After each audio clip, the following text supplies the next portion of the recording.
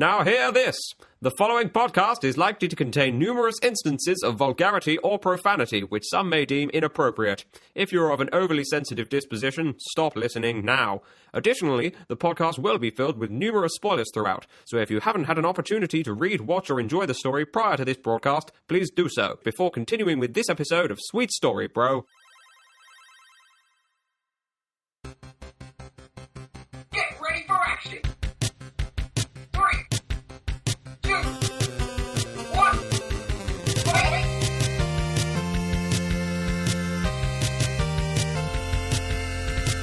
It's that time yet again, man. Ready for us to dive back in with a cup of coffee and get ready to rip apart another geek story in order to try and figure out, hey, is this too sweet? Too sweet?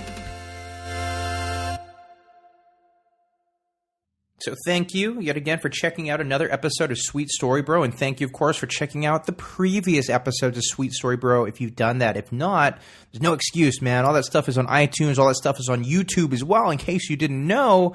If you prefer to watch your podcast or listen to your podcast via YouTube for whatever reason, look for us there. You can sign up, subscribe. That would be really helpful to get us some more YouTube rankings. You know, all that stuff really matters. Every review, every 5-star, man. Everything you guys do to help me helps the show. So, yeah, thank you. I hope you really enjoyed the episodes prior to this. Not only last week's, not weekly yet. I wish one day it could be. I hope you enjoyed the show on Spotlight, and I hope you enjoyed the one prior to that on Star Wars Aftermath. I know I had a lot of fun enjoying those stories, getting into the nitty-gritty of them, and, you know, determining whether I found them officially too sweet or officially just not sweet enough. And we've got quite a story for you today. Quite a story to rip apart and try and understand what works and what doesn't work, and most importantly, why. Because, as you guys know, longtime listeners of the show, and for those that have just joined us, hello, welcome to the family. We do that here, man. We try and always understand the why something works or doesn't work. And again, this is super subjective. This is just one guy's opinion. Yours may differ, and that's fine. We are all entitled to our opinions based on our own personal reality. And that's just the truth of it, man. You know, don't let anybody tell you that your opinion is wrong. It's not. Facts can be right or wrong. Opinions cannot be. But what have I been up to, man? What's been going on? Well, just to let you know, I'm actually recording this shortly before I fly away to Texas for a holiday, which I cannot wait for. I'm actually one day away from that at this point in time of recording. But how's that affected Temporary? What have I been doing with Temporary? You know, that book that I'm working on. Well, here's the good news, man. For those who, again, have been listening to the past few shows, you'll know that I've been editing and re-editing and redrafting, and, you know, you can check all that stuff out on writestevewright.com as well, just to get a real sense of what I've done, what I've been doing, what I'm trying to accomplish here with this novel. But the good news is, editing's finally done. It's done. Finally there. Took me a little while. Most good things do. They don't come quickly. But the editing process for this major redraft is done. I'm sending it out to another couple of beta readers. But at this point, honestly, the story's kind of locked. It's kind of there. I mean, if you're interested in being a beta reader to give feedback, let me know. I can always use opinions on things I write in the future and on Temporary itself going forward. I'd really appreciate any help. And you can reach out to me either through writestevewright.com, or you can do at sweetstorybro on Twitter, sweetstorybro iCloud.com. But if you want to get involved, don't be shy, man. Again, I could use all the help in the world for this. And that brings us all together. And at that point, you know, if Temporary were to do good, if something were to come out because of something you saw that I couldn't, man, I'd owe you a lot. More than a cup of coffee, I'd say. So the edit's done, and I'm kind of on target. I gave myself the first quarter to get the redraft done, to start looking into companies, literary agencies that I can send it out to, and agents specifically that rep authors I look up to and admire. And I'm at a stage to do that now. The only thing is, there's now a holiday in the way. So when I return, that's what I'm going to be doing. I'm going to be jumping in, man, hitting the ground, fucking running with that shit, trying to find these agencies, trying to get some agent attention, working on my query letter, working on my cover letter, working on this project to turn it into a reality. Stop thinking about it as something that doesn't exist, because it's there. It's there, but it's just about turning it from something on my hard drive into a real product that can be in your hands. And that's the exciting part. Frustrating in equal measure because the journey there is so convoluted and filled with question marks and dead ends and obstacles of all sorts. But hey, man, it's a journey after all. That's what it is. It's frustrating. You have to embrace it for what it is, though. If that's too much for you, then you're going to give up. If you give up, how much do you really want it in the first place? All this stuff is a marathon. It's not a fucking sprint. You got to keep going. Embrace the grind. Hashtag embrace the grind. I want to take a second out right now just to do a quick shout out to this Twitter initiative that I've been a part of for a little while now. There's no official sort of sign up process or anything like that. You just kind of throw your hat in the ring. It's hashtag Modern Family, which is obviously playing on the great sitcom, great show Modern Family, which I'm a big fan of. But Modern Family is just a network of shows that are all connecting together through this hashtag and this Twitter account in order to share each other's shows. I retweet a couple people. My fan base gets to find a new show to listen to. They retweet me when I have a new episode out. Maybe their fan base will check me out too. It's all about spreading that word. It's all about spreading the message. It's kind of rare because in this world, there's so many negative things ready to beat down on anything positive. But I can't see anything here. Modern Family seems to be a very wonderful support network and group of people coming together to just share something they're passionate about. And there's nothing wrong with that. And if it means that a couple people halfway around the world may stumble across my show because of it, and vice versa for them, hey, I'm all for you scratch my back, I'll scratch yours. Let's help each other out a little bit. This world needs more of that, God knows. And, just as a quick reminder, in case you haven't, because there were some issues with the Arkham Knight episode a few weeks ago, and I don't want a repeat of this. It took forever for the servers on iTunes to refresh so that the episode would appear. For those who were curious about that one episode, it looked like it wasn't there. It looked like I missed my Monday deadline, but I did not. And how can you avoid this? How can you guarantee that you're going to get every single episode that I have to put out for you? Here's the answer. Subscribe on iTunes. Subscribe on iTunes. Subscribe on YouTube. Subscribe on Soundcloud. All Sweet Story Bro. Literally never miss an episode again.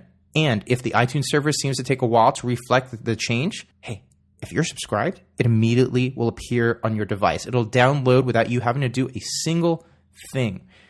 In just in case you're wondering, just in case, hey man, when is the next episode out? When's the next Monday mention? What's going on? Like, what are you going to cover next? Because I want to read it so I can join in and have an opinion on what you're talking about and then write into you.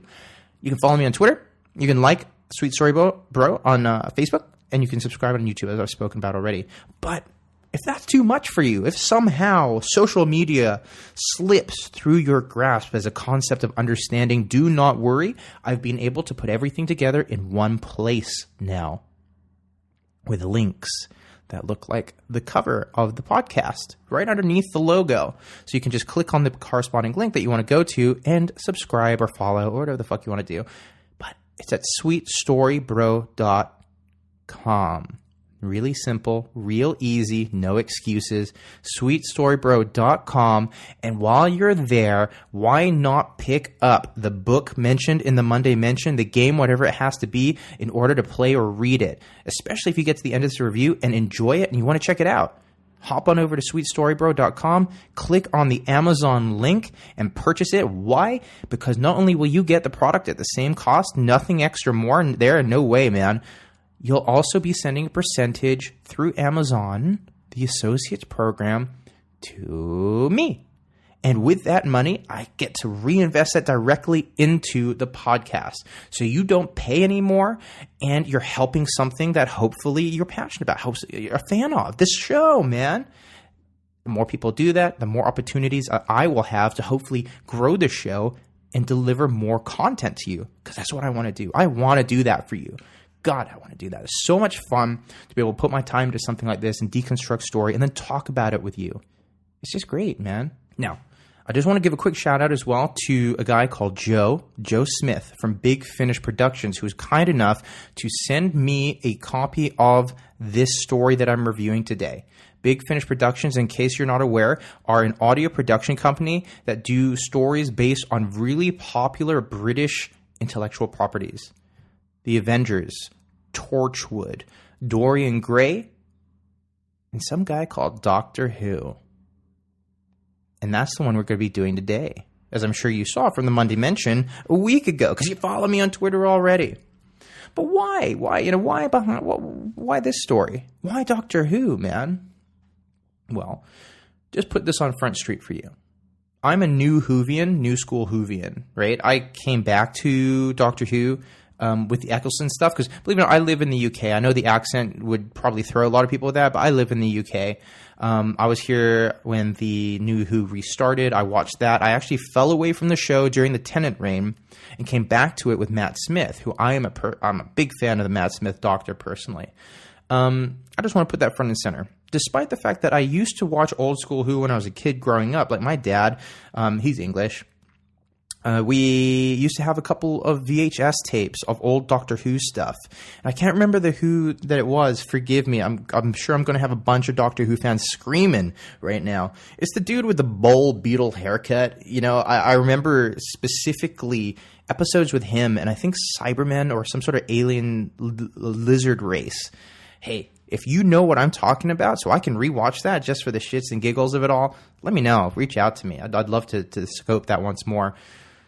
But I felt it was important to put in Front Street that even though I've watched old Doctor Who and I can appreciate for what it is, despite its obvious limitations, there's a charm to it, sure.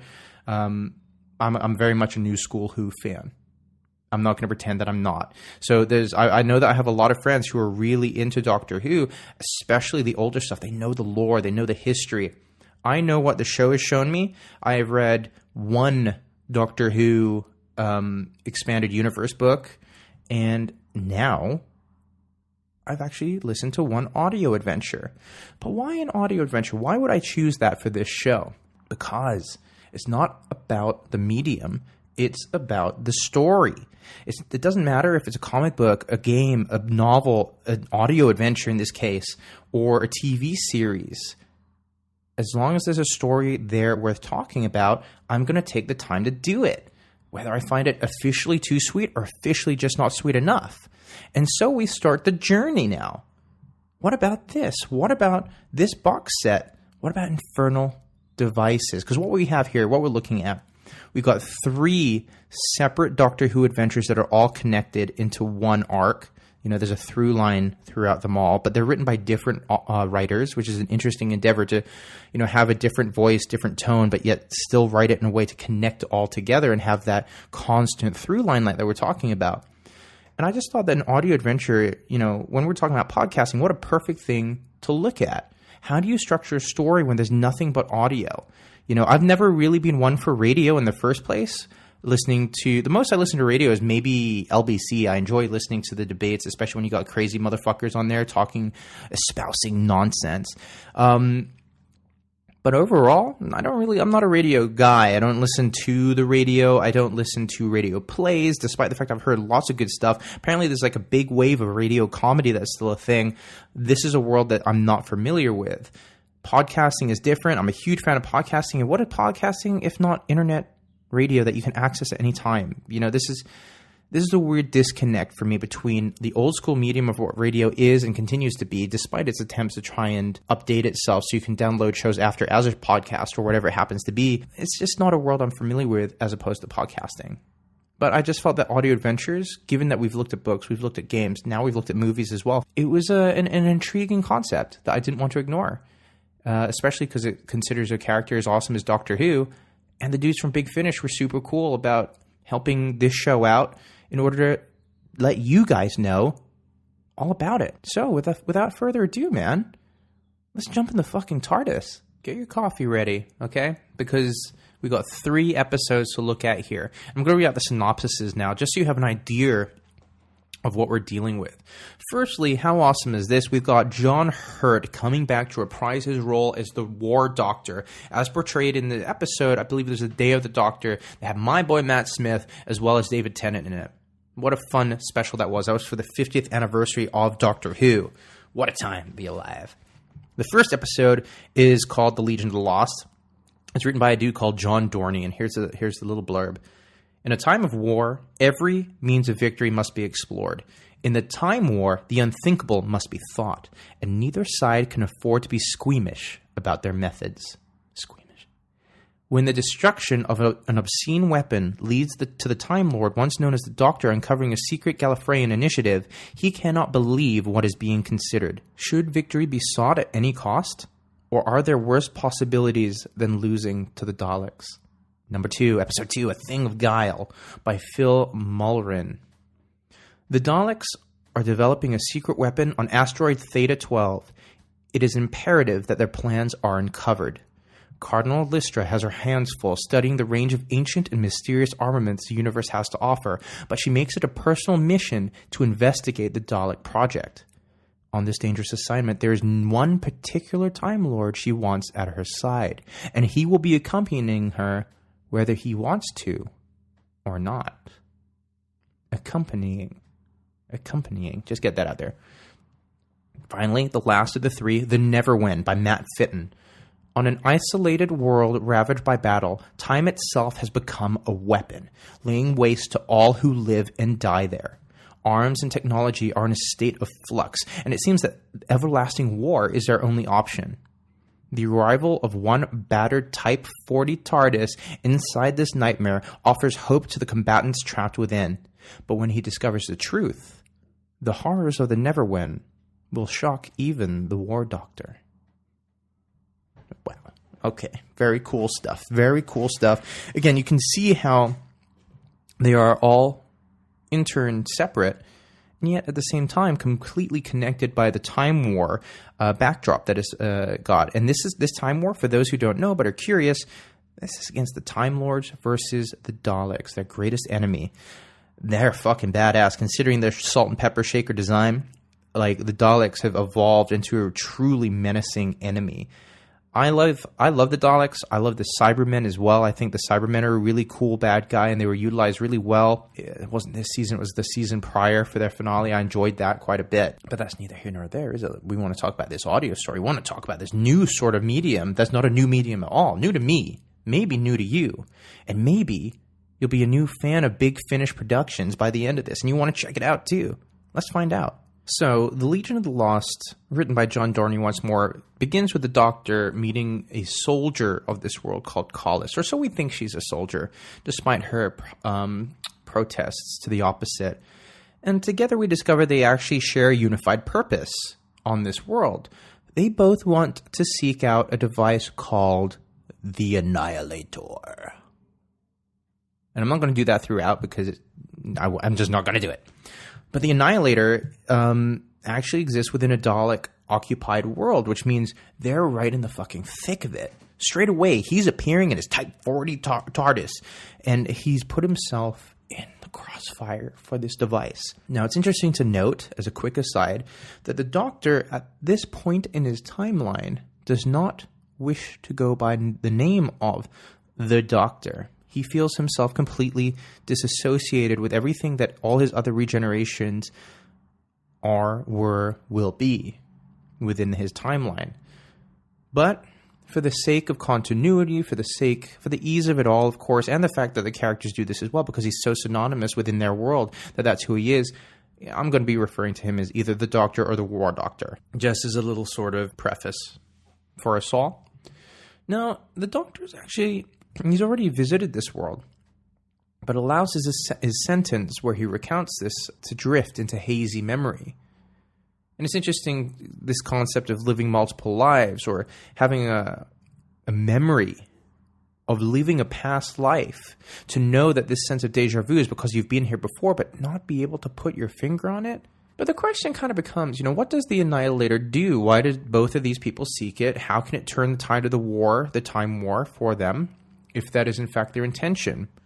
Well, turns out that the Annihilator erases species from history completely, just wipes them out, but keeps all the timelines firmly intact. Now, for those unfamiliar with sci-fi, I do apologize. Do try to keep up a little bit here, because especially when it comes to Doctor Who, shit gets convoluted very quickly. It can become very confusing. I myself found myself a little confused over the course of these 3 stories, having to thread them together myself in order to make sense of it all. And that's not due to poor storytelling. I think that's just down to my only awareness of the Doctor being from the TV shows, and I'm predicating everything off of that. So when they're talking about or making references to things that have occurred within his history that I'm not familiar with, that obviously has not a negative effect at all, but it's kind of like a little trip in my understanding, and it might be in for yours as well. Again, certainly nothing wrong with what they're doing. It's just, as a fan, a relatively new fan to this genre of storytelling, it took me a couple of minutes just to get grounded into what was happening. Now, what's interesting about the fact that the timelines are kept intact is that this causes people to remember the species. You have a recollection of them existing despite their now non-existence, which is a pretty horrible thing to happen to an entire culture. Just imagine something, a culture completely disappearing off the face of the planet. We all remember them, and yet at the same time, they were never here. Some great dark sorrow, loaded with heavy meaning, and a lot of what the War Doctor says. Everything he says, I think you can read into. As a geek, you tend to as well. You can enforce meaning into a lot of things that may not have it, but I really think that the writers for all three stories here have done a great job of writing really loaded dialogue for the Doctor, where if you were to take the time to listen to this after the podcast, you'll really hear that. Like there's wisdom in his words, in the way he speaks. Like John Hurt really brings that sort of tired, batteredness to what the War Doctor's projecting. He's seen shit, man. That's the attitude that you get. Now, Collis states that she can't let the War Doctor simply destroy the Annihilator because she wants to use it for her people's purposes. In this case, I'm imagining as turning the war as she's Gallifreyan, the same as the Doctor. They stumble across some plant life, which are described as Varga plants, which, thankfully, we are informed are native to Skaro. And what the fuck is Skaro? Skaro is the Dalek home world. One touch and you become infected, growing, turning, mutating into one of them. You become overrun. Think Poison Ivy style, you know?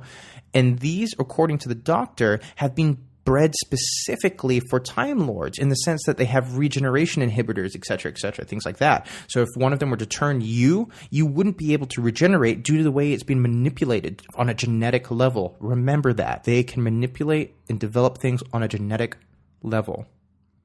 The Annihilator itself is actually situated within the Varga plants because, of course, they would be. You need some obstacles that your hero needs to get past in order to achieve whatever they're trying to get to attain that goal. And that's what they're doing here. Collis doesn't want to follow the Doctor into the thicket of violent, dangerous plants, though. Despite this, the Doctor convinces her to follow him through. Now, considering that she doesn't want him to destroy the Annihilator, she begrudgingly follows. Although it's kind of interesting because I guess she could not do that, you know, because when she does, what happens? She gets punctured by a fucking Vargas plant and morphs into one of them as the vegetation takes her over completely, encases her, ensconces her, turns her into a Vargas, I guess, or just a broken body overrun with vegetation. And at her suggestion, her dying wish, the War Doctor uses a grenade to take care of her and the Varga threat. Yes, that's right, you heard me correctly. Almost without hesitation, the Doctor uses a grenade to blow them to fucking smithereens. And this is interesting. Why? Because the Doctor that I'm used to, are so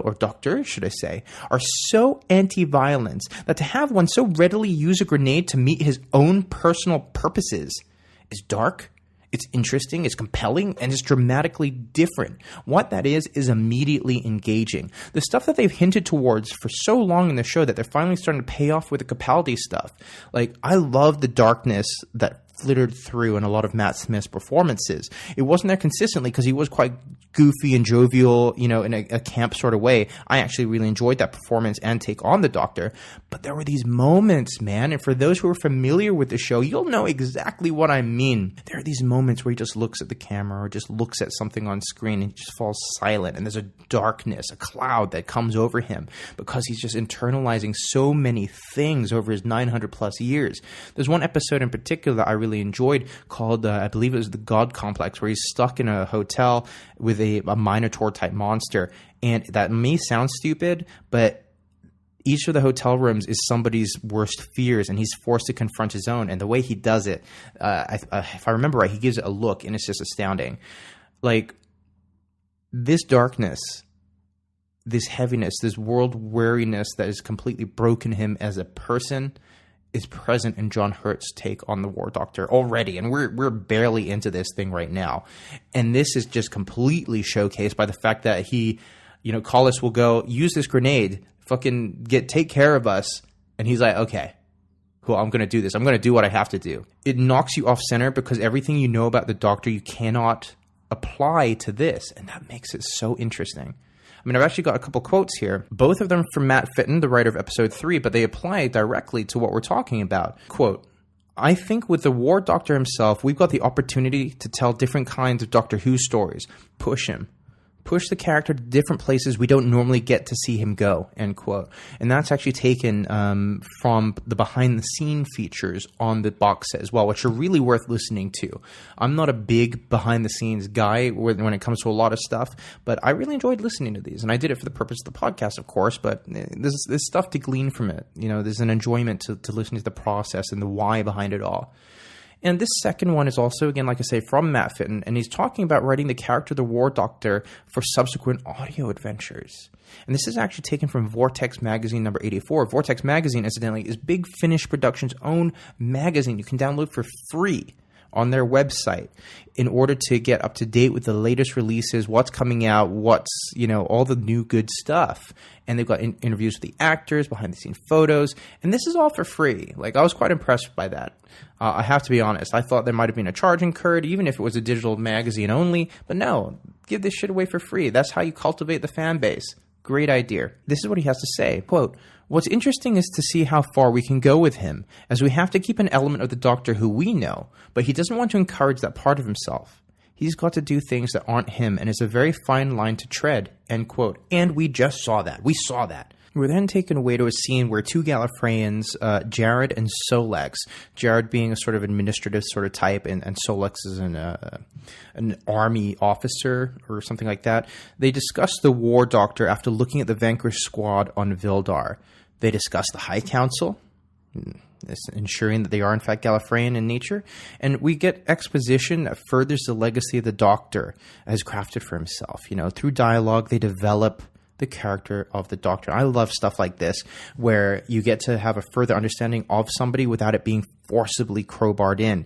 This is done in a relatively subtle way. The awe that these two clearly have for him indicate that this Doctor that they're dealing with is somebody that is to be taken seriously, to be respected, maybe even to be feared. And, their dialogue here has that kind of like, there's only been one survivor vibe, of course, meaning the Doctor. He's the only one to leave the world intact. Now, the two Gallifreyans and the War Doctor converse over a cup of tea, fished from the memory of the Doctor. They are on a Gallifreyan home base on a planet called Aldris, or a moon called Aldris, the Technomancer's homeworld. And the Technomancers are a race of people, a species of people that mix technology with magic. The Doctor postulates that it's actually a top secret base. Something untoward is happening here. What could it possibly be? The War Doctor has a warrant of authority signed by Cardinal Elistra herself, and he wants to know what's going on. As he says, and I quote, I'd like you to explain your work to me in detail, end quote. This warrant, by the way, this warrant authority, not real. For those familiar with the show, guess what he's using? You got it. Psychic paper. And it works on Jared, the weaker-minded of the two, but apparently it doesn't work on Solex. Now, we get to learn a little bit more about the Technomancers through different characters. And there's a little bit of dialogue here that I wanted to share with you that demonstrates this. Quote, I serve a higher power. And the Doctor responds with, yes, the Horned ones, isn't it? Tell me about them. End quote. Horned. I have to remember to say Horned. That was the pronunciation. Not horned, Horned. And this seems pretty ominous as a bit of dialogue The Horned Ones are clearly going to be an element to come into play later on. Something big lurking under the darkness, simmering, ready to bubble over any minute. That's what this develops. And this is accompanied by drowning chants, making that ominous nature all the more apparent, all the more obvious. It piques your curiosity. Tell me more. He wants to know more. I want to know more. Let's learn more. We get some exposition and world-building scenes regarding the Horned Ones, the higher power that they are, and that Shadavar, who he worships, because Shadavar is actually one of the technomancers. He's a religious leader who worships them, as we know now. And this does a little bit of nice exposition, like I said, nice world building for the technomancers as a species, what they're all about, and the fact they worship this power. When we learn that the Horned Ones fled their own dimension into this one. Not only that, but they're asleep. They're hibernating. The Doctor says, I heard they were kings, violent and cruel kings, hounded from their realm when their subjects rejected them. Shadavar simply plainly responds, well, we all hear stories. But the fact that we learn that they're in hibernation, well, the Doctor has something very straightforward to say that encompasses the thoughts of the reader, the listener, without a doubt. Waiting. For what? Now, here's where we come to one of the first major twists within this series. We discover that Collis isn't dead. The girl that blew up to bits after the Vargas plants took care of her down on Vildar? Yeah, her. This is the work that they're up to in Aldris. They are actually resurrecting Time Lord soldiers en masse. And this revelation causes the Doctor to leave the room. He cannot deal with this. He cannot understand. He cannot cope with what they are telling him. And there's an exchange between him and Jared when they discuss Collis's revival. He says, the dead stay dead. That's what they do. Believe me. I know. Jared's response, the Time War has allowed a certain flexibility to such things. You've seen the results. Pretty cold, pretty Machiavellian in nature. The ends justify the means. What matters is just resurrecting these Time Lord soldiers to go out and fight again, maybe die again, to come back again, to go and fight again, to maybe die again. They want to create that production line of people willing to lay their lives down for this cause. The Doctor's confronted by a ghost of this past, somebody who he actively, knowingly killed. And it's an interesting sort of question to ask oneself. How would you react to this? To know that somebody said, kill me, it's the only way. And you go, okay, blam, you're dead now. And then they confront you later on because they're alive. It's an interesting conundrum, especially for somebody like the Doctor. So many years of history. I'm not entirely sure where in the timeline he is right now or how old he would be, how many hundreds of years, but just know he's got experience under that belt. They return to the room, the Collis and the Doctor, allowing the Doctor to confront this woman who he thought he had killed. He learns about the APC net. Now, I'm going to take a second here. I just want to describe what the APC net is, and I took this from tardis.wikia.com, I believe. The APC net stands for the Amplified Panatropic Computer Net, or Amplified Panatropic Computations, which was a section within the main domain of the Matrix on Gallifrey that cross-checked data stored within it. It's kind of like a giant computer of some sort. So the APC net holds Time Lord souls, their very consciousness, and it's actually here that the Gallifreyans are utilizing the Technomancers and their technology and magic to resurrect the dead into new bodies. And I was curious, does this actually count as a regeneration at all for the Time Lords? The concept of simply downloading a consciousness into essentially a new meat bag as a body, I don't know if that counts as regeneration because from the impression I got, they're coming back into the same body. It's them, it's just their minds put into a new meat sack. So I don't know. What are your thoughts on that? If you have an opinion, is that a regeneration? Would that count? Were they one down now? The Doctor does have something to say on this regeneration process, though. And he says this, and I quote, "It's an atrocity. The trauma of regeneration is bad enough, but to die completely, I can only imagine what that must feel like. Then for it to happen over and over again, it's an abomination," end quote. Collis actually pushes back on the Doctor's opinion, though. And it's an interesting flip side, sort of looking at a different side of the same coin. She's pro-resurrection to allow the Time Lords the chance to sway the war against the Dalek onslaught. So she is A-okay with it because it means that they are providing for their planet. It can win them the war. Two sides, same coin. And they're both compelling arguments. That's the best thing about it. That's what makes good, not just good sci-fi, but good stories. You know, you got a compelling reason, you got two people with a differing mindset, and you can actually see points from both sides. It makes sense. The Doctor is then escorted to a private wing. Once he's gone, Jared and Solex discuss the Doctor and the mistrust that they each have for him. The power of the Horned Ones is brought up once more, again bringing in that ominous tone, and Solex actually refers to the Doctor as the Renegade, which is a kind of awesome name, you know, the Renegade, instead of the War Doctor. Even in, you know, this is just my personal experience. You guys may have no idea who I'm about to talk about, but it reminds me of a 90s WCW, that's World Championship Wrestling knockoff of the Ultimate Warrior. They brought in somebody that, because they couldn't get the Ultimate Warrior initially, so they just created their own version of the Ultimate Warrior to team with Hogan and stuff like that, and they called him the Renegade. That might just be me, but if you guys are old school wrestling fans as well, then maybe you would have got a chuckle from that. I don't know. Now, the War Doctor takes Collis from her room, asking her to take him to the room where she actually awoke post-resurrection, and she simply agrees, which is pretty easy, helps the story along, but maybe a little bit too complicit in her agreement. They stumble across a ceremony at this point for the Horned Ones. They creep in, attempt to hide, and observe the ritual. It's this point that they actually, the Doctor spots Jared watching from the shadows, looking on uncomfortable with what he's witnessing here.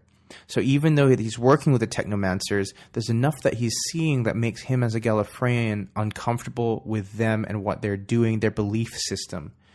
Again, interesting to be touching on themes like this within a sci-fi realm. Sci-fi is usually the best place to do stuff like this. Hold up that mirror to our world. Offerings are actually provided for the Horned Ones. The creatures being offered for sacrifice turn out to be Vildarans. The ones erased from time by the Daleks' Annihilator, because at the very beginning, that's the planet that the Doctor was visiting. So the question becomes, immediately, what are they doing here? How are they here? It throws the plot forward with more mystery to tie into J.J. Abrams' concept of the mystery box. We want to know more. And that's a very good writing technique. I believe in the mystery box quite a bit. And we discover pretty soon after. It's a process of transference. The death of a Vildaran leads to the rebirth of a Time Lord soldier, because the universe requires balance in that way. You can't just take, you have to give. So to take one of their lives to erase them from existence allows them the energy to provide this Time Lord soldier with rebirth. They're using the Voldarans as a power source, feeding off their life energies to generate the resurrections, the War Doctor says. Collis and the Doctor have an interesting exchange of ethical righteousness after this on the way back. Do the Vildarans, having been erased from the universe, being used as a battery, like in the Matrix, to power the resurrection of Time Lord soldiers, count as being alive in the first place, given the fact that they're being erased? Timey-wimey, wibbly-wobbly stuff right now, like, if they never existed from the timeline because they've been erased, how can they be killed and in pain in order to do it? It's an interesting argument. Well, I don't necessarily buy it, but we kind of know where Collis is coming from. The Doctor said, a sentient being was killed to bring you back to life. Doesn't that trouble you in any way? Collis simply responds, a sentient being that was already dead, according to you, end quote. And her mindset, Collis's mindset, is truly Machiavellian in nature. The ends justify the means. Kill the Vildarans if need be, if it means bringing back the Time Lords to destroy the Daleks, to win the war, because that's all that matters in this time of war to her as a soldier. She has a job to do. Her job is to win the war, to secure the continuation of the Time Lords as a species. The Doctor then goes on to confront Solax and Jared, attempting to use a sonic screwdriver to destroy the energy transference unit. The unit then comes to life, ready to battle the Doctor. Shadavar taunts the Doctor during this point. After the Doctor asks, what is that thing? Shadavar simply responds, the salvation of your people, the power and magic of the Horned Ones. Collis comes back. She attempts to assist the Doctor to help save him. And after a brief action scene, which is very interesting to just simply listen to, it requires the power of your imagination to paint a picture to correspond to what you're seeing. It's a fun exercise to do just to help flex those muscles, if you will. The Doctor escapes his attacker. He leaps out of the way, and the energy transference unit / monster breaks itself upon impact, hitting into the wall or a column or something of such nature. The Doctor is then hiked away after this skirmish, and Jared and Solix discuss what is to be done with him, with Solix calling Jared out on being fooled by the psychic paper earlier in the story. Solix decrees that the Doctor is to be executed, despite Jared's attempts to dissuade him. A message, however, has not been sent out, so the High Council has no idea that the Doctor is currently present on this planet. Jared claims that the message has not been sent out and will not be sent out. He then goes to visit the Doctor in prison, and he's being kept inside a magical circle. Again, technomancer, science, X-magic. Which, for me, when I heard that, the only thing I really thought of was supernatural. You create a salt circle of protection, things can't get at you. In this case, you create a binding spell, and you can't get out.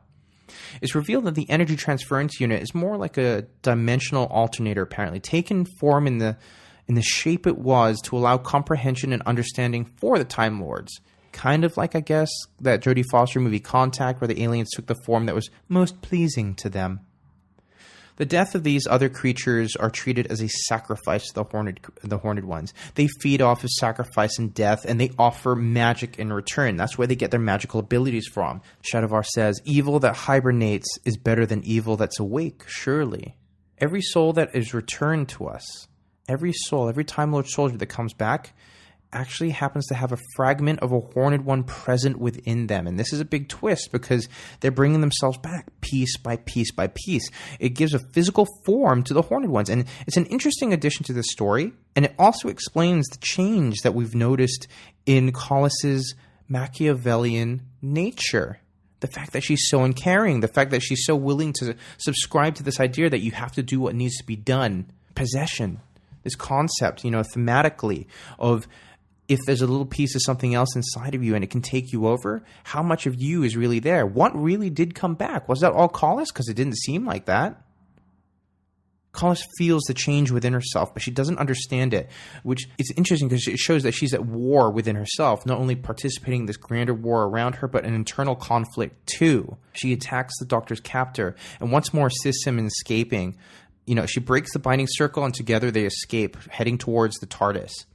Shadowvar builds a barrier to prevent their movements out of the building. And with a fragment of the Horned Ones inside of her, though, she actually can now tap into that. She's got new abilities she can utilize in their escape. She uses things which sound like force pushes, like the audio engineering on it sounds awesome, especially if you've got some good bass or a subwoofer. It sounds great. Sounds like what she's using is a force push or something akin to that as she clears a path towards freedom. And she boldly states, "Let them come. I have the power of a god inside me." They manage to escape to the crypt of non-time. Collis attempts to bring something through, much to the aghast Doctor. Tease tactics, man. They leave you eager to know what came through. What has she pulled through from the ether, Collis dies now in her attempt to bring through the Annihilator itself, falling at the hands of Shadowvar and his dark magic. The Doctor uses the Annihilator at the behest of Collis once more and her dying breath in order to remove Shadowvar and the Horned Ones from time itself, erasing them completely. He does it, though this time with obvious reluctance. John Dorney, he was the writer of the Legion of the Lost, the episode we're talking about right now. He says this about the Doctor and writing for him. Quote, "He's a Doctor who kind of tries not to be the Doctor, but almost inevitably finds himself having to be the Doctor." End quote. This concept of being internally conflicted, wanting to deny your true nature, is a difficult one, man. To try and deny who you are, to hide yourself from who you truly are. But the War Doctor needs to steel himself to do things that his past iterations could not. Perhaps even his future iterations couldn't do this as well. That's why they all look down on this version of himself. It's so interesting. I love this concept of the regeneration stuff with the Doctor. With the world crumbling around them, Jared and Solex flee towards Jared's TARDIS, bumping into the Doctor outside of it.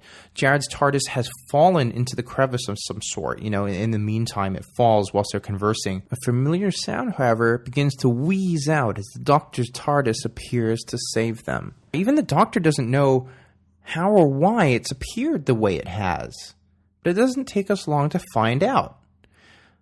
Cardinal Illustra is on board his TARDIS, manning this rescue mission, or so it seems. She confronts the Doctor on behalf of the High Council in regards to the destruction of the Annihilator, having actively tracked him down with specific instructions, which are these, and I quote, "Prisoner 101, you are now under arrest. You are officially a war criminal," end quote. And that's what ends episode 1. Cliffhangery goodness as the music swells, the Doctor Who theme comes in again. And incidentally, this is a pretty fucking awesome take on the Doctor Who theme. I was a big fan of how this one sounded. But boom, end of episode 1. Pretty solid so far. I've enjoyed the audio experience. But what about episode 2 and 3? So, episode 2, A Thing of Guile, written by Phil Mulrine. Sorry if I'm getting your name wrong and this gets back to you, or you listen to this. Sorry, Phil. But we start in the Doctor's TARDIS where we left off. The Doctor is still a prisoner to Illustra, and they return the Doctor to his TARDIS for some reason before all entering, We get a cool little bit of world building with a throwaway line where somebody goes, "TARDIS away, sir." And it gives an idea of to the scope that the Time Lords that we haven't seen before. Rooted as we are with the only one broken TARDIS that we're so familiar with, to live and exist in a world where there are so many TARDISes ready to be shot off like torpedoes. "TARDIS away, sir." It's kind of a cool idea. They land before we get a scene with a big-time intro to the Daleks. And, despite the fact that the Daleks are the big bad for the Time War, like the major bad guy that they're doing this all in order to defeat, the Daleks were noticeably majorly missing during the Legion of the Lost, except for one throwaway "exterminate" near the beginning. John Dorney has this to say on that. Quote, "I was very conscious that if it was just every box set with the Doctor battling away with the Daleks, then you kind of run out of steam with that very quickly. So there's got to be a bit of variety in tone and content," end quote. And that's from behind-the-scenes stuff. Solex and Jared debate the resurrection scheme, with Jared calling it unconscionable. Illustra brings in the Doctor to observe a device, wanting him to expect it for their benefit. She wants to know what it is, but he doesn't. And this is an exchange between the Doctor and Illustra. "You are a war criminal facing charges of sabotage and treason, but present cooperation might determine future clemency. In other words, I am to do your bidding," the Doctor says. Illustra follows with, "If you please," end quote. Power play right there. He knows what's up. She knows what's up. They're putting it up on Front Street. No need for pleasantries. Illustra introduces the Anima device. They are aware that it is powerful, but they don't know how it works. The Doctor becomes incensed at their request to help them to utilize a weapon which would cause further destruction. Again, enough with the death, enough destruction. This is a more morally balanced Doctor who doesn't want to assist in this request. This is the Doctor we're more familiar with, rather than the War Doctor who's willing to throw grenades and stuff like that. But it's interesting because in between 1 and 2, episodes 1 and 2, we already see this dramatic change. And because they're so quick, 1-2 punch, it feels a little bit disconnected. You either have them be one way with hints of one of the other, or vice versa, Illustra has a communication patched through from Starlin, alerting her to some found coordinates pointing towards a research base on an asteroid called Theta 12, containing a separate Dalek faction. She wants to explore this lead covertly, only wanting to take a small, rugged transport which is named the Tempest. Naturally, she wants to take the Doctor with her. And she actually goes into this against the will of the Council. She knows that they don't want her to do this. She does it anyway. And what she does, she actually relays the plan to the Doctor before the debate devolves into petty squabbling amongst themselves. The Doctor says, "I'm not that man anymore, Illustra, and I refuse to be a lackey of the Time Lords, dragged to the remote corners of the universe to do your dirty work. end quote. He doesn't want to be a slave. He doesn't want to be a military puppet, a dog. And this is interesting because of what happens later. They discuss using the Tempest as a distraction method as they slip behind enemy lines whilst they're engaged. While the Daleks are looking at the Tempest, they'll slip behind unbeknownst to them. They land on asteroid Theta 12 before Solix suits up to explore the surface. Jared initially refuses to partake with this wonderfully throwaway line, "I'm not trained for this. No. No thank you. No." Which I found to be very British, very polite, quite charming. But I know for a fact, based on where I live, where I work, and the things that I see in this area, the quintessential stereotype of what the British person is with the brawly and the bowler hat and just epic non-stop politeness, that doesn't really exist in a lot of areas here, unfortunately. I wish it were true. I wish more Brits were like that. Of course, we cut scenes to both Solix and Jared being outside on the rocky surface. He refuses, and we just kind of smash cut. Imagine if it's a movie. No, I'm not doing that. Smash cut. He's outside. That's what we get here. The Doctor is then leashed. Remember, he doesn't want to be their war dog, but that's exactly what they make him. He tinkers with the anima to try and understand it while Jared and Solix are attacked by a creature from underneath them.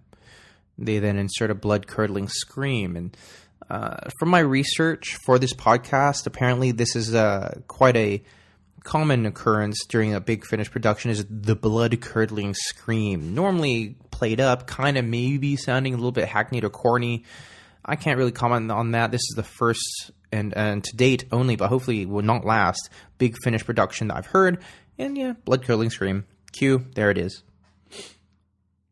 The leash, incidentally, that Doctor has around his neck sends an electric charge every time Alyssa wants to. So if he misbehaves anyway, very 50 Shades of Grey, she can just send him a little buzz, send him a little punishment. Turns out the thing that attacks Jax and Solix is called an Eldritch worm. And it's described as being an armored space worm, extremely dangerous, with dozens of tentacles and terribly efficient teeth. That's what the Doctor says. And that allows us to paint a picture in our mind of what's going to be attacking them and potentially him later on. You know, we introduce the leash as an ever-present threat at this point. You know, I've kind of talked about what it does. But as the Doctor attempts to run to their aid, it electrocutes him. It's a nice, subtle sort of development of a constant thread around his neck, really reining him in, turning him into the lapdog that he never wanted to be. He's under the control of Alystra, who, once again, does not speak for the Council, which is an interesting development in this whole thing. "Alystra, they need our help," he says. She simply responds, quite coldly, "And you say you're not the Doctor anymore." No matter what he tries to do, that's always going to be an element of him. No matter how much he tries to disassociate, he cannot deny his true nature. Now, with their assistance, Solix escapes the threat of the Eldritch worm.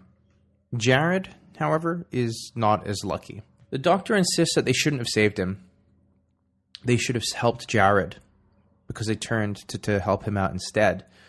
More responsibility, more guilty weight put onto the shoulders of the Doctor. That's another person's death that he feels personally responsible for, even though it had nothing to do with him, because they chose to save him over Jared. They escape into a cave and traverse its depths before finding a chamber, where they witness a grouping of creatures gather before dispersing.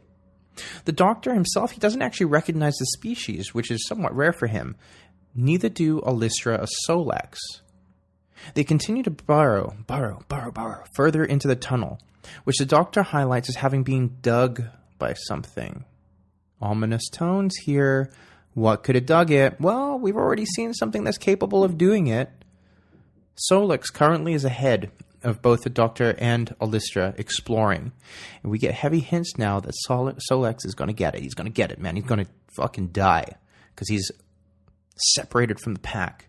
Down in this tunnel that's being dug, created by something. Something monstrous.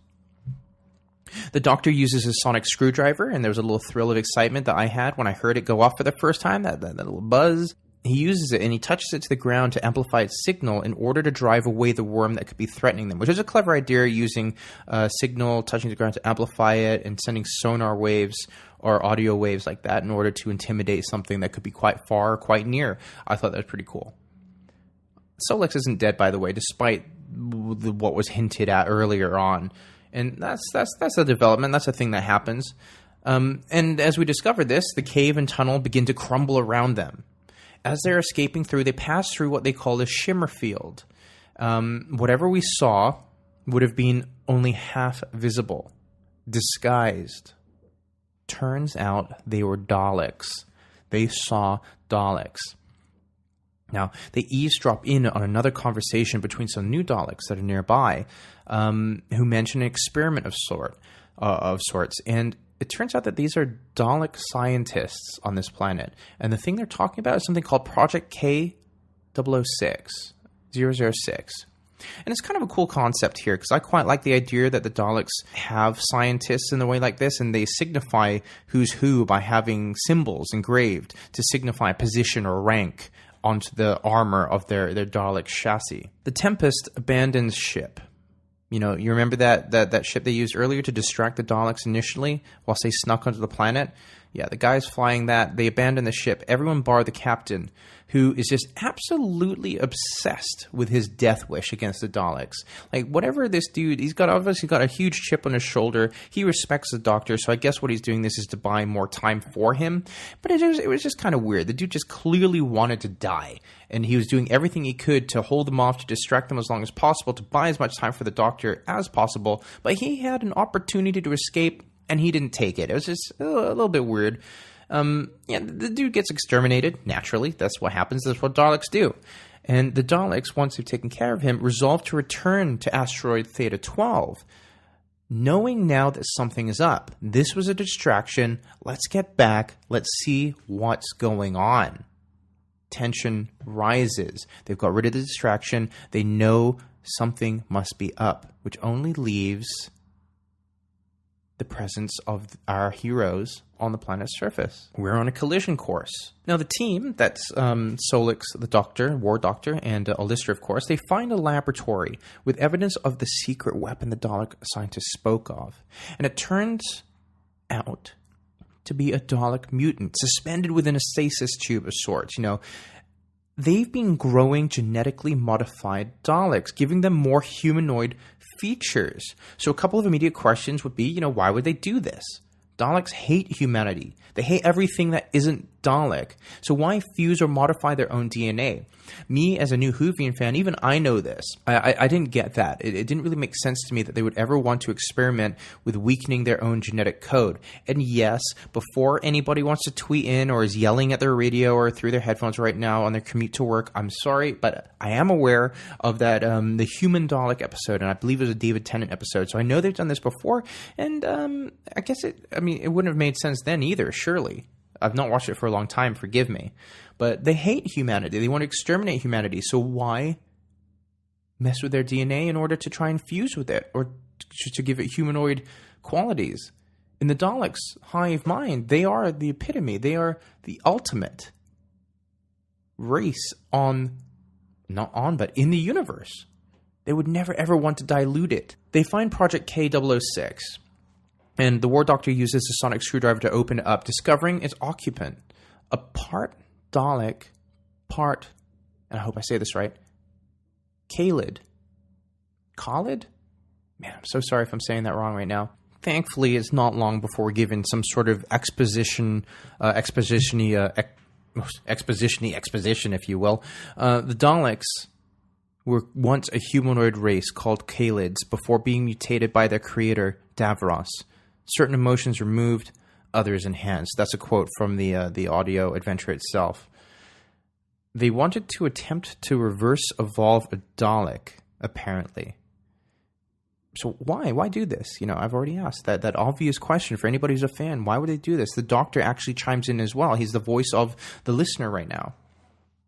It turns out that they believe that the Khalids are capable of thinking of, quote, fresh efforts to their war efforts in a way that Daleks can't with their linear thinking. Exterminate, hate, etc., etc. They're so single-minded with their hatred and need to take over that they can't think outside the box. And so by reverse engineering back to their Khalid humanoid form, that would allow them an opportunity to maybe look at things from a slightly different angle. It's a weird idea. I don't really buy it simply because of the characterizations of the Doctors, and I mean the Daleks, that have been so set in stone for so many years, decades and decades. I don't really know how much I buy into that. The Doctor compares himself to Project K006. He says War Criminal 101 is the same thing, just on a different side, and it's a nice little bit of story juxtaposition that gives it a we're not so different sort of vibe. The creature itself begs for death. The Doctor says no. And this is interesting again, because this is more like the Doctor that we're used to, rather than the War Doctor that was introduced in Episode 1, that compelling dark one that we were looking at. They attempt to escape the lab as the Daleks close in on them. The Daleks, however, don't fire upon them for some reason. Why? Well, apparently they need to know what they know. They need to ensure that no word on the experiment has been sent out into the universe, no communication or anything like that. So I'm guessing that once they interrogate them, find out that nothing has been sent, then they would kill them, and quite happily do so as well, if they're capable of experiencing happiness like that. They attempt to exterminate the Doctor, firing upon him as Solex heroically leaps in the way, saving his life, of course. And that's the reason Solex survived the worm attacks from earlier. He survived to die, to save the Doctor. The base and experiment must be destroyed in order to protect their research and make sure it doesn't get out. And so a self-destruct order is being sent to the Daleks from the High Command. They actually reject the order, which forces the rest of the Daleks to issue a destroy order. So it's interesting because there's infighting now between two sets of Dalek forces. The Dalek scientists, distracted by the attack and the need to protect their research, they're distracted, which allows the Doctor and Alyssa a chance to escape. Caught up in the confusion of what's going on, they simply slip away. Easy. A little too easy. Project K006 has this to say to the Daleks. He says, and I quote, "You bred me to offer insights into the Dalek war effort. Then this is my insight. The Daleks' insistence on their purity will always lead to defeat." End quote. It's a hero line, as everything's crumbling around him, as he's about to die. Like, he's like, I have this to say, and it's really poignant and shit like that. It's pretty obvious and on the nose, but I still like it. I'm going to throw that out there. I think that was still okay. Now, the Doctor's TARDIS has actually been locked into a time stasis field, which locks it in place. Alyssa inputs a data stamp into his TARDIS in an effort to unlock it from its current state. As the asteroid begins to crack apart, the Doctor reveals that he knows what the anima actually does. It's a psychic weapon, a device that can cause conflict, one that can cause infighting amongst allies in the way that the Daleks are doing right now. And if we throw back when their conversation on the TARDIS between him, Alyssa, Solex, and Jared devolved into petty squabbling, that was all because of this device, the anima. So, okay, it's a device that simply causes people to bicker. Not the most dramatic thing in the world, I'm sure you can agree. The Daleks turn on one another, tearing its fleet apart from the inside out.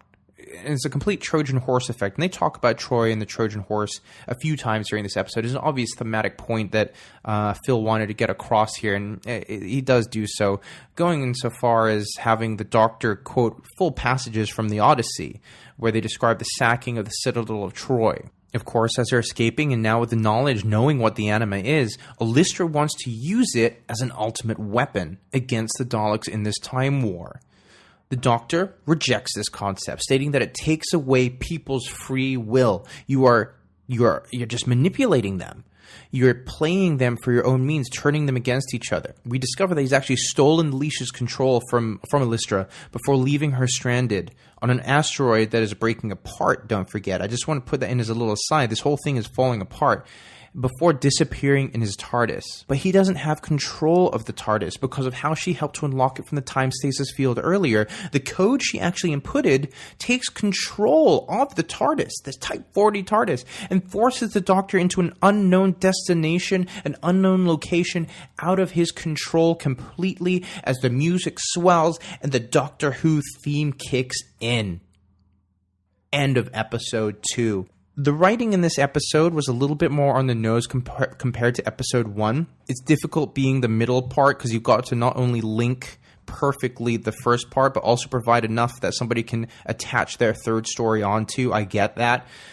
It's less subtle because of it, and you're able to signpost obvious events that are going to happen, like the worms, the Dalek attack, everything's going to fall apart, the Tempest being destroyed. That guy's death wish was weird. There's not as much thematic depth to episode 2 as episode 1, where there are themes of life versus death, about reincarnation, about the purpose of war, about how far man should go for war. Things like this, really deep questions that are wonderfully explored in sci-fi. And considering the length of each episode, which is on average about 50 to 60 minutes, they managed to cover a lot of ground. It's a shame that this isn't carried on with episode 2. By no means is it bad, but comparatively, I certainly think that this was a lot weaker than the first introduction I had to Big Finish's take on the War Doctor. Again, just compared to the first, it's lacking. It's too on the nose. It's too obvious. There's not enough subtlety. And as people know from past episodes of Sweet Story Bro, I am all for subtlety. But with 2 down, that only leaves 1 more to go. And that's episode 3, The Never When, written by Matt Fitton. And it opens as we discover that Illustra is actually picked up by a rescue crew. They attempt to follow the TARDIS's trail, that's the Doctor's TARDIS, with story intent clearly stated from the off. The power of the Doctor can sway this war. He is so powerful that his decisions can sway it one way or the other for victory for the Time Lords. Illustra has this to say on him. She says, quote, "He is the most loyal of all. If any single thing could be considered Gallifrey's deadliest weapon and greatest hope, it's him." End quote. A bit on the nose again, a little bit too pomp and circumstance, but it gets the drama across. It heightens it. I don't necessarily think this is a bad line or a bad piece of dialogue. It's just kind of like, it's a super blockbuster moment where somebody just says something to encapsulate the importance of what they're doing in order to get something done. He's the best chance we have. He's a renegade, but damn it, he's good at his job. Something like that. We're then treated to a war scene, giving us a very detailed image from an audio and oral perspective, if you will, of how the war is going. They have numbers, but Gallifrey, the Time Lords, have, quote, superior firepower. Now, how much does that really matter during this skirmish? We're about to find out. The TARDIS lands at the destination set by Illustra, and the Doctor attempts to figure out where he is as the moans of the battlefield float across the distance. Something called the sickness is back, and it plagues the ranks of soldiers that the Doctor actually happens to meet up with, starting with this trooper called Dalen. We're introduced to this concept of temporal phasing. Those are the terms. That's the term, temporal phasing, which causes the Doctor difficulty in determining Dalen's biology. He doesn't actually know what Dalen is. I love when sci-fi drops terms like this into scripts and lore. It really helps with the world building. No further explanation needed, just an assumption by the writer that people can, will, or do understand. Say temporal phasing, they'll get it. It's fine. Like this Doctor Who. Say whatever, It's this concept of introducing just words, temporal phasing. Oh, yeah, I know what that means, of course. You either get it or you don't, and I think that's indicative, not just of Doctor Who, but on a grander scheme for sci-fi as a whole. You see it a lot, especially in hard sci-fi. I think there's kind of this gross estimation by the author that people will just immediately go along with what he has to write. Even if it could be nonsense, but because it's put within this context of spacey, wacy, timey-wimey, oh, yeah, temporal phrasing. Yeah, fluxing. No problem. Yeah, I get you. I'm with you. It's just interesting. I'm not saying this facetiously. I do love that amongst sci-fi writing and its fan base as well. Absolutely. Now, the Doctor and Dalen reconvene with a troop of other soldiers, unaware that the sickness is spreading amongst their rescuers. And this is like a plague. They call it the sickness, but it's like a plague. And it turns out to be some sort of like radiation poisoning that has major effects on their biology. Dalen reports to a Commander Thrackan with the Doctor in tow. And we discover that we're in a place called the Never When. They discuss, and here we are, they discuss the flux, helping them on occasion. A time flux. And this is only briefly mentioned at this point. And this ties into what I was talking about a second ago. You drop it in, you let the audience understand it, gauge it, comprehend it, and you move on. You don't dwell on the forced exposition or real detail to allow them, because we don't need to understand quantum mechanics here. We don't need to go into the nitty-gritty of string theory. Just mention it. And we get it. It's like, again, I know I talked about this on a previous show. I'm still watching Fringe. I got to the end of Series 2. Still loving it. You talk about string theory. You talk about multiverses. You say the word multiverse. For somebody who grew up on such a steady diet of pop culture, comic books, and sci-fi in the way that I and so many people did, we get it. I may not understand the pure science behind it. Believe me, I certainly don't. But I understand it as a concept. One that I enjoy within these mediums. Time flux is one of them. Cardinal Illustra speaks with a general calyx thanks to a time flux. The question becomes, does this allow people to exist within different timelines at the exact same time? For example, here we go. Actually, there's a quote I've pulled right here. Illustra says, "I heard you were dead." And this guy says, "And the latest temporal distortion brought me back. It is an unsettling experience, not to mention painful." End quote. Sort of like the resurrection from Legion of the Lost, Episode 1, except we're caught within a time flux. I exist. But if the time flux goes off and we're 100,000 years in the future, I would have been dead for a long time, obviously. Unless I'm like a head in a jar like in Futurama. But I wouldn't exist there. So at the exact same time, I exist and don't exist. And it depends on when the flux happens to permeate. That dictates where I am within the timeline. So can you exist and not exist at the same time? It's great. We get some exposition now. We learn about the Neverwhen Flux, which is actually a weapon developed by Time Lord scientists on the very edges of temporal understanding. And that was said by Trooper Dalen, just to give us an understanding of what's going on, what the Neverwhen Flux is, and what actually happens. The Neverwhen itself, this plane of existence they all exist on, turns out to be a battlefield. Not only that, it's a battlefield trapped within a time flux. What does this mean? It means that whatever this entire planet, let's assume it's an entire planet, it's a completely covered, like how our atmosphere is. Imagine that. But with this weapon covering it, this time flux, so it exists within its own space and time. Non-stop war, constantly resetting with weapon capabilities, constantly changing due to the time fluxes. So sometimes they'll be fighting with sticks, sometimes they get rockets. It's never constant because the time will constantly change. It fluxes. So you could be charging your enemy with a gun in tow, a flux could come out of nowhere, and suddenly you're holding a spear. Because time is not constant there, and yet at the exact same time, all times exist. Even death, this is a quote, even death is not permanent. We feel the pain, the agony, over and over again. It simply takes another time distortion for the dead to return, end quote. Never truly dead, never truly alive. It's Schrodinger's cat, man. They're in that box. You look away, are they alive, are they dead? Doesn't matter, because they exist at the exact same time, and until you exist within that plane, you'd never know. How interesting.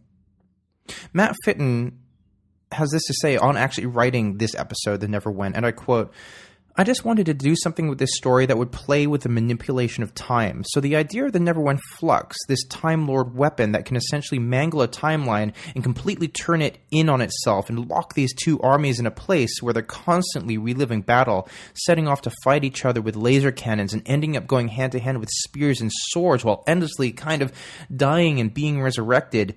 It just seemed like a horrific, never-ending war zone to present, which will be fitting within the context of a time war," end quote. That was taken from behind the scenes on the disc as well. Great quote. Really encapsulates what we're talking about here. Manipulation of time, how fitting considering it is the time war, flitting between centuries worth of weapon development. It's a clever idea. And the fact that they're, and this is a quote, the fact that they're phasing through stages of their own evolution as well. I'll paraphrase slightly there. It's an interesting idea. Nothing stays consistent. So they have to deal not only with fluctuating technologies, but as well as evolutionary fluctuations as humans. I mean, they never turn into apes at any point, but it's an interesting idea nonetheless. Now, the Neverwhen occupants aren't aware that the time war still wages on outside of their temporal bubble, as Illustra illuminates this fact to General Calyx. They're amazed to learn that it's still happening. The temporal flux they're trapped in expedites the radiation poisoning the troops are affected with. We learn this. We're back with the doctor at this point. And the war doctor helps to come up with a plan to blow up some of the travel machines. That's what we call them, travel machines. In order to take control of them, wanting to use their own weapons against them. He gets told by Daleks, "You sound like a soldier," which is an incredibly loaded statement, as we know. And again, that's smart dialogue. That's subtle, it's almost throwaway, and yet it's incredibly imbued with meaning. The General's troops cannibalize their own TARDISes in order to create a power source, a consistent generator that can help to stabilize the time that they are currently stood in with Alystra. It's a clever idea. So within this time stasis, this time flux, there's a small area where time can exist as it needs to. And this is because, again, they cannibalize their TARDISes for this purpose. It's not a huge area. It's quite small and quite contained, but it's an interesting idea again. I quite like that. I think that's a smart idea. And there's some really nice plot manipulation during the course of this story. The time flux changes the landscape once more, revealing that Trooper Dalen, who's with the Doctor, is in fact a Dalek. And we know this because the time flux gets triggered yet again, and Dalen becomes encased with amazing sound effects, with Dalek armor encasing her. She evolves from a Kalid, throwback to episode 2, y'all, to the humanity-despising Dalek that we all know and love, I guess. You know, soft spot for those tin cans, man. I thought it was a really good story point. I thought there was a nice little twist, a nice addition to it. As Alystra was speaking to Kalix from the start, you knew that she was with the Gallifreyans, which only kind of leaves one race that the Doctor could be talking to. And if they weren't Gallifreyan, then they got to be Dalek. The Doctor sends out a retreat order across the battlefield after a minor skirmish, imploring the Gallifreyan soldiers to board the travel machine he's actually commandeered. Alystra calls through to the Doctor, allowing them a back and forth over the communications channel. The War Doctor simply reveals that he's aware that her actions on the asteroid were all to send him here to the Neverwin. Everything from episode 1, where she picked him up, through episode 2, where she input coordinates and took over his TARDIS, has led them here. There's that through line I was talking about. Everything was about these weapons, these infernal machines, as he puts it at one point during the story. A quick question, though, that I had with this, do they age within the time flux?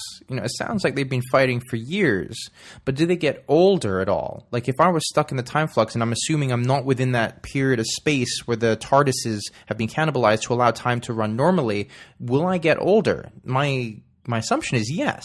So does that mean at a certain point that you would just die of old age? But again, I guess we're kind of contemplating this concept that all times exist simultaneously in order to allow the time flux to just randomly generate. It's like pulling a piece of paper randomly out of a bunch. You could be 50-year-olds here, pull out another one, you could be 12, pull out another one, you could be 15, pull out another one, 32, and then just shuffle all of it again. You never know which one you're going to get with each flux. The Doctor actually confronts Alystra back at the Gallifreyan base now, the one that she was talking to with that General Kalix, I believe it was. And the Doctor reproaches Alystra as he confides in how much he attempted to rescue the soldiers that he just had to bypass. We get the prototypical villain revealing their evil plan spiel here as Alystra tells us everything. I understand the need for exposition, but this devolves into Disney-level chicanery as we learn everything. Everything is told. Everything's put on the silver platter. And yeah, okay, we need justification and reasoning because we need to have our enemies to have as much agency and purpose as our heroes do. That much is fair. I do get that. But at the same time, I think maybe they put a little bit too much on our plate. Spoon-fed us a little bit too much here. Alystra says this, and I quote, "Here we can achieve mass resurrection far beyond anything Aldris could offer, and using your own technology this time. There is a bigger picture," end quote. I mean, she has more to say. She says, "All war is hell. That is why I wish to end it." I actually love that quote. We go from something that's a little bit too on the nose to something that's incredibly loaded for our main antagonist here. The Doctor and herself actually want the same thing. They both hate war. They both want to end war. They just happen to do it in two really different ways. They pursue this unified same goal in completely drastically different with completely drastically different methods, man. You know, two sides, same coin, just like at the beginning when we were dealing with Collis and her Machiavellian means. The Doctor's TARDIS is the way out of the time flux for them. We discover this during the course of the story. His TARDIS is the only one that would be allowed to escape because of the coordinates input. You know, I don't really get that past that, but okay, I'll go along with that for the story's sake. I'm invested at this point, man. You know, I'm in. Alyssa turns heel. That's a wrestling term. For those that don't know, she turns full-on bad guy and reveals that no one bar herself and the Doctor will be leaving the Neverwhen due to their infection with the sickness. The General Calyx, who she's speaking with, is surprisingly accepting of this fact, you know. He's been giving an order, a direct order from Alyssa, who in his mind represents the High Council, and so he must comply to it. It's interesting that despite being stuck here, this sort of military, this hierarchy, the military need for compliance still exists. You will die here. You will continue to exist here, die, live, be reborn, and die again because I say so. Only two people are leaving here, myself and the War Doctor. At this point, more evil plans get revealed, explaining why she wanted to use his TARDIS. As she finishes uploading the program she began installing on Vildar all the way back then. The experience the TARDIS has had puts it in prime position to travel to the Neverwhen. Because it's such a well-traveled device. It's been to all ends of the universe, all elements of time and space, this stolen Type 40 has experienced. So treating the TARDIS not just as a means to get from A to B, but as almost as a living being. Because we know the TARDIS has a spirit. Don't forget that amazing Neil Gaiman episode where it was imbued with life and given a body. The Doctor's Wife, I believe it was called. I just like that idea about it, honestly. That we can treat the TARDIS as a living thing. A character, not just a device, not just a vehicle. But because of the experience the TARDIS has had, it makes it it puts it in prime position to travel to the Neverwhen. And she wants to use the TARDIS to enter the control matrix and extract the weapon at its core. Now, the Doctor questions what will happen to all the people if they were to remove said core, destabilizing the time flux. Would they die? Would they live? Would those who simply die again? Be erased from existence? These are the grander things. These are the bigger questions the Doctor has to ask because nobody else will. And it comes down to him to do so, to shoulder that responsibility, to think of other people. Alyssa exclaims that she really doesn't care. Maybe they'll be, quote, freed. She wants to use the Neverwhen device in conjunction with the Anima device and fire it straight into the heart of Skaro. Those two devices, she projects, would be enough to destroy Skaro, the Dalek home planet, and end this war once and for all. Straight into the heart of Skaro. The Doctor queries, but the time lock? And she interrupts, and says, and I quote, will be brushed aside like a summer breeze in a tornado. The Neverwhen was built by the very people who pioneered Time Lord technology. Another reason I didn't want our opponents to get to it first. Instead, the Daleks will descend into endless civil war at every point along their timeline. Every alternative future filled with hate and destruction turned in upon themselves, end quote. A cool idea. Very cool idea. Again, not only utilizing the time flux Neverwhen device on Skaro to encase it within its own time-space continuity, but to introduce the Anima to turn them all against each other, so every point of their existence is civil war. They're all fighting against each other, and we know this works because of what we've seen in episode 2. And it's so clever, again, how these writers have come together to not only provide stories that feel inherently individual, yet come together to be so cohesive as a trilogy. There is, however, still a risk that they would rip apart time through, quote, and again, this is tying back to what we were saying earlier about just dropping in sci-fi terms and expecting an audience to accept them. There's a risk that they can rip apart time through chronological corruption. Chronological corruption. The alliteration in that is beautiful. The Doctor says this, chiding Alyssa, I quote, all your infernal devices could destroy every sentient being in the cosmos, end quote. Drops in the name Infernal Devices. That's the name of essentially what, this is a DVD box set. This is a trilogy. This is the movie Infernal Devices. And then we get each of the episode titles underneath. Think of it as a season like of a TV show. The Doctor's TARDIS arrives with a familiar wheeze now, and they land into the Neverwhen in safe mode. It's currently locked into safe mode. But the Neverwhen flux device is nowhere to be found. The Doctor has been able to find, and I quote, a stable midpoint, end quote, in the timeline of the Neverwhen, which allows both races to coexist as he's changed, he's tweaked parameters to allow them peace. It's interesting because this obviously scuppers all of her plans because the Doctor has screwed them all up by doing this. The peace between both sides has led to a truce where they've actually forgotten why they fought. The anima has helped to stymie this need to battle as well. The Doctor doesn't really have an answer to Alistair's challenge that he's manipulating them in the same way, using the anima for his purposes.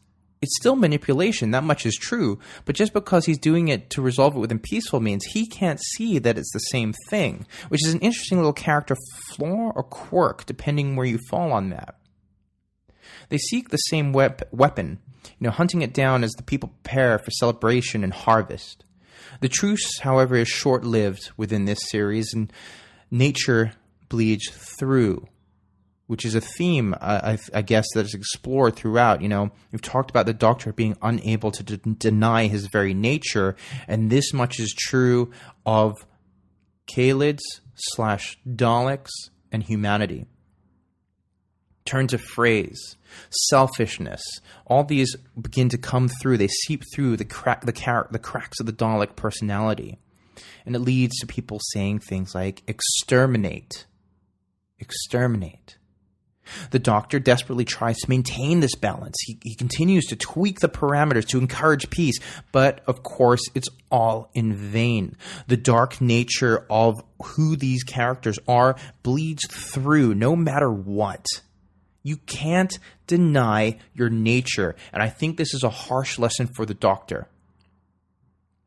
Alistair mocks him on his attempts to save them, saying, quote, check your readings. The Neverwhen is in their blood, every cell, every atom. It's part of them all, end quote.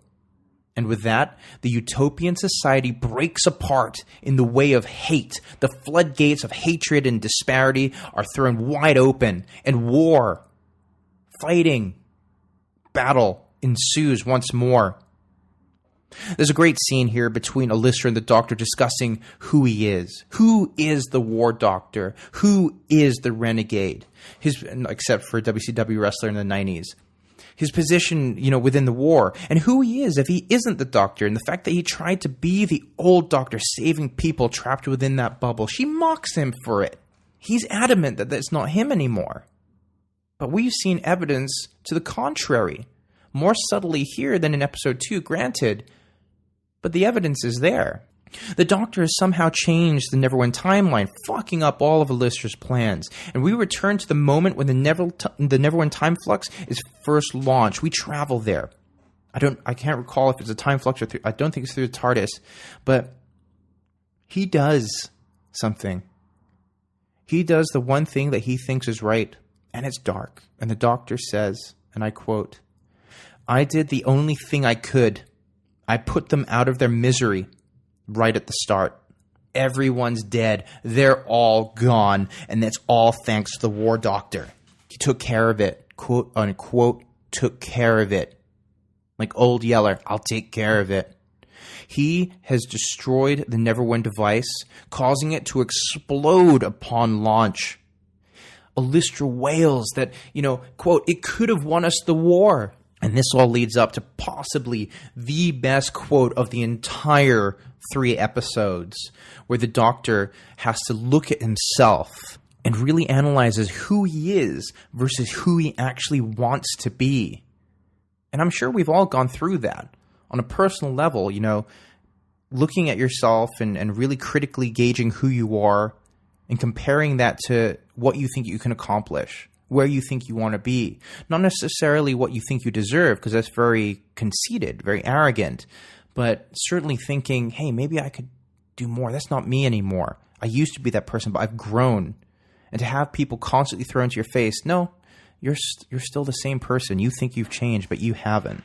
That's got to enrage him. And I like that idea that he would get angry over this, because I think there's a lot to the War Doctor.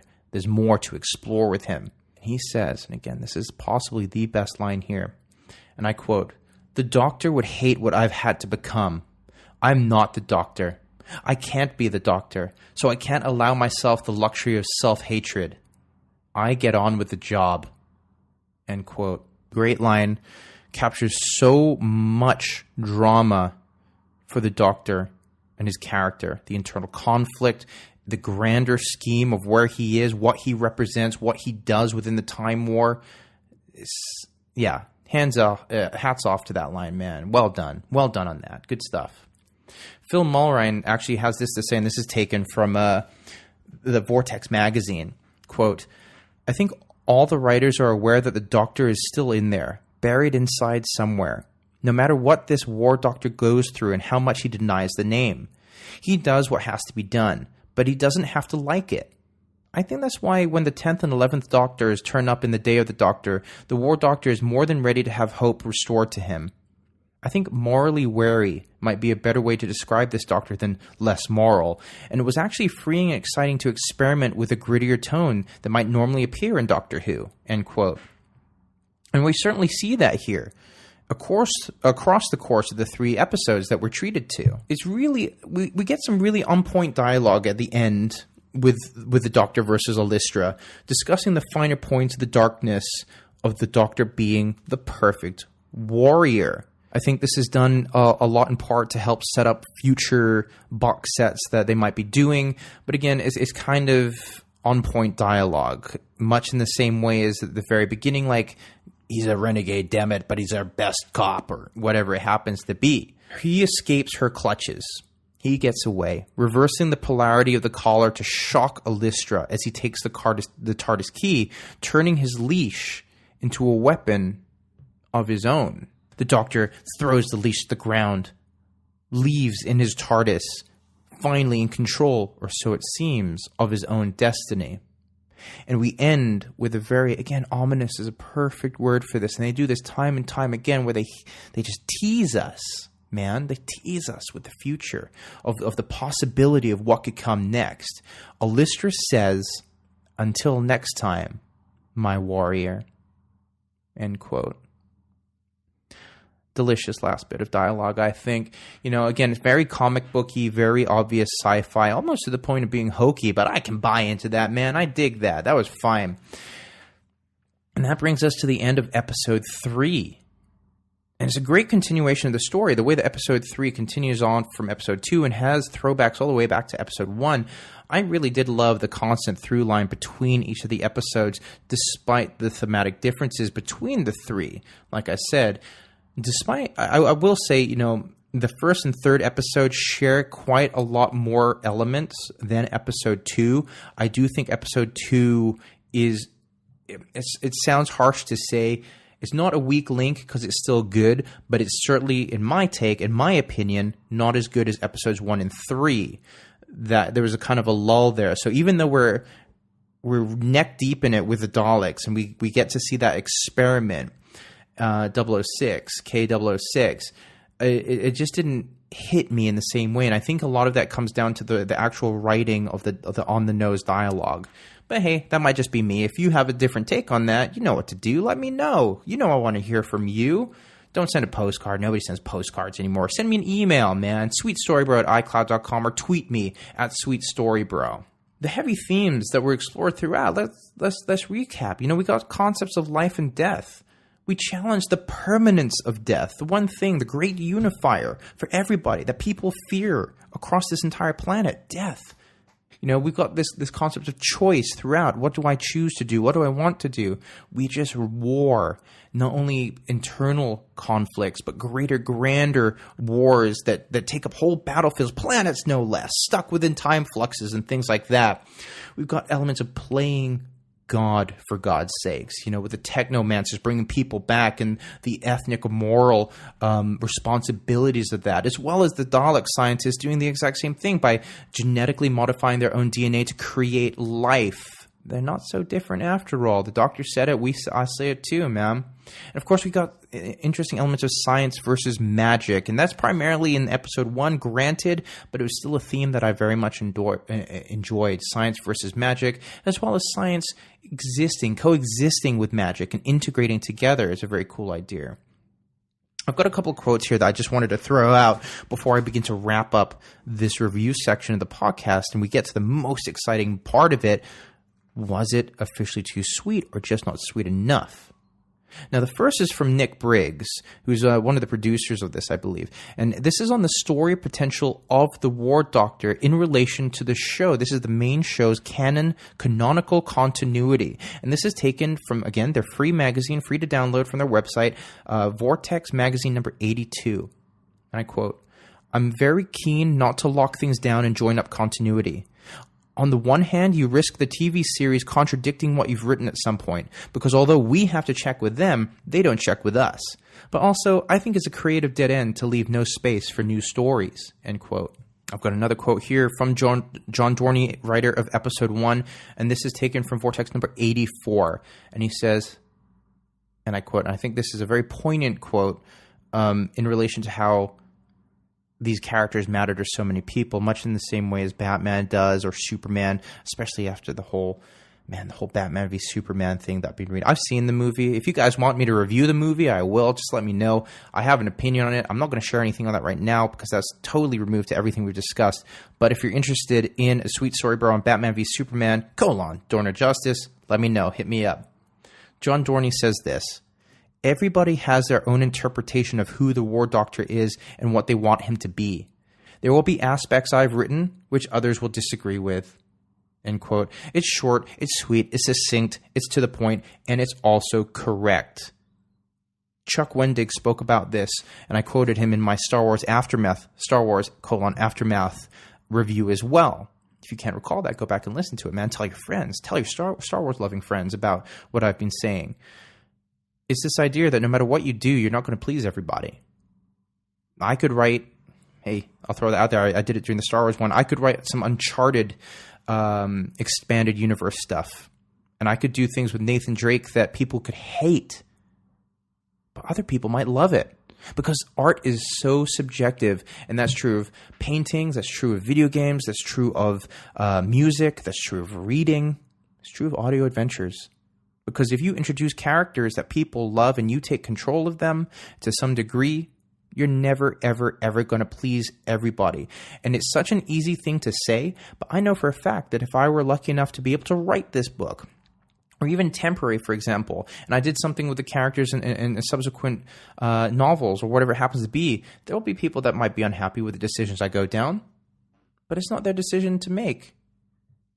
It is their right to like it or dislike it, though. But you're never, ever going to please everybody, man. And that's the simple truth of it.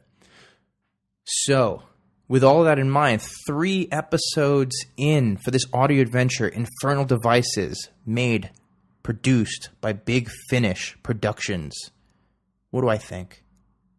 After everything we've spoken about, after this adventure in time and space that you've gone on with me, is this story officially too sweet or officially just not sweet enough?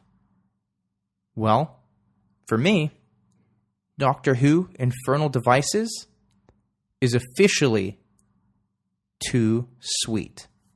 And if you've never checked out an audio adventure before, or you're interested in listening to this, and I do recommend you do it, because even though we've just gone nitty-gritty deep in this review, spoiler-filled review, man, you know everything that happens, it's still not the same as listening to it yourself. Just like playing the game yourself or reading the book yourself is a different experience. You may know what happens, man, but it's still great to experience it for yourself. And I recommend that you do. So you can hit up Big Finish at bigfinish.com. Check out their wares there, man. I definitely recommend it. Worth your time, worth the money to check out. And let them know that Steve sent you, man. Let them know that Sweet Story Bro hooked you up. And there's definitely going to be enough there for Doctor Who fans to sink their teeth into. Not only do they have the War Doctor stuff, they got a whole plethora of old Doctor stuff. So if you're an old school Whovian, Man, they got you covered. And they got the real actors doing it too. You got all Sylvester McCoy redoing his doctor. You know, people like that. And that's awesome that they're still doing that and still bringing new adventure to these older actors, still playing the same characters. That's pretty awesome. Props to you guys at Big Finish. And again, if you want to check this out there, bigfinish.com. Check it out. So that's going to do it, man, for another episode of Sweet Story Bro. Like always, thank you so much for giving me your time, for sharing your time with me, man. Sitting down, having a cup of coffee, driving to work, having a glass of wine, whatever it happens to be as we talk about this story together, as we experience this story together, all the highs and the lows, all the peaks and the troughs, all the good and the bad together, man. You and me. Let me know what you think about this episode. Let me know what you think about Doctor Who. Did this convince you to check it out? And if you did you like it as well? Let me know. Twitter, Facebook, YouTube, email, whatever you want, really. The power is in your hands to get in contact with me. All you need to do is do it. Or simply direct your bad self through your internet browser to sweetstorybro.com, where everything's listed out for your convenience, including some Amazon links to buy products in the future, books, games, whatever. All right there for your convenience. Helping you to shop, knowing that you're helping an indie creator like me fund my passion. Wouldn't that feel great? I'm pretty sure I'll feel pretty fucking good. Plus, pretty sure you'd be my most favorite person ever. That's just the truth of it. Now, onto the competition. People seem to like the idea of doing the competition. They also seem to like the idea that I do it as a quiz. Just throw an answers on a postcard. But like I said earlier, no such things. There are still postcards. Nobody ever uses them now. Let's not pretend. So, it looks like I may be coming up with a question, multiple choice answer. Send it through via email. Put yourself in with a chance to win something for nothing. I'm going to send you something. It could be a DVD. It could be a game. It could be a book. It could be your next new favorite story of all time. You may hate it. I might love it. That's the beauty of story. So, if you agree with this idea of doing the competition and the multi-choice sort of question, provide the answer, email in, let me know. If I get enough responses, next episode, you will see that. And we'll be hitting double digits. Number 10. Episode number 10. And that will be a great place to start the competition. And hey, you know what? If you like this episode, why not leave a tip, man? A couple of bucks maybe, less than a cup of coffee. It helps the show exponentially, I promise you. Everything you guys donate to me will go straight back into the show. Help me with the server costs. Help me get better equipment. Help me get the show out there. And if there's enough, man, this would be a dream. I might be in a position to start producing more content for you, whether that's Twitch streaming story-based games so that you can experience the story with me. I call it the show before the show. Watch me experience it before I then reflect on my thoughts, do my research, and then review it in depth for you like this. I mean, all this stuff is kind of... Maybe one day I'll put together a Patreon campaign. That would be amazing. If you guys would be interested in trying to help support the podcast through a Patreon, please let me know. But in lieu of that, as of right now, as I'm recording this, you can leave a tip instead. So if you liked the podcast, the work I put into it, the research I've done, the quotes I've pulled, the people I've not interviewed, but I grabbed stuff from interviews to help further the understanding of the story, the decisions made, and I've looked at this character pretty in depth, just like I do with everything, man. Why not leave that tip? Like I say, less than a cup of coffee. You can do that at paypal.me/sweetstorybro. paypal.me/sweetstorybro. Every contribution matters. Every contribution helps, and it will get you a shout out on the next show, without a doubt. So, be sure to share the show with your story-loving friends. Share the love, spread the conversation, see if you could help them find the next favorite story. And until next time, be sure to keep your eyes on Twitter for the Monday mention to discover what the next story will be so you can read it, experience it before the show comes out, and engage with the conversation, man. But until then, I implore you to go enjoy some stories. I'm out.